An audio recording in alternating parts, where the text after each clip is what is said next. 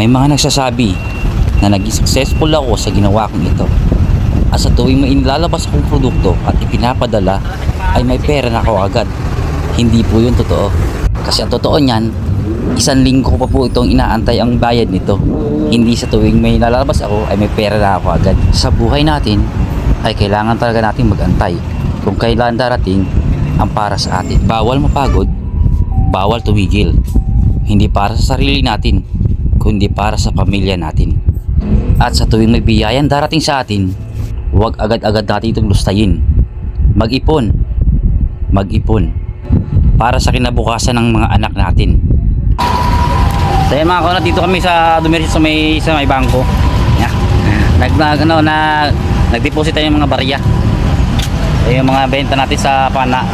Dinerecho kagad natin dito sa ay kahirap na, kabilis pa naman maubos ng pera. Kaya pasok namin ito sa mula, ubos talaga to. Yung mga barya natin, pasok natin sa pasok natin sa bangko. Uwi na tayo, uwi na.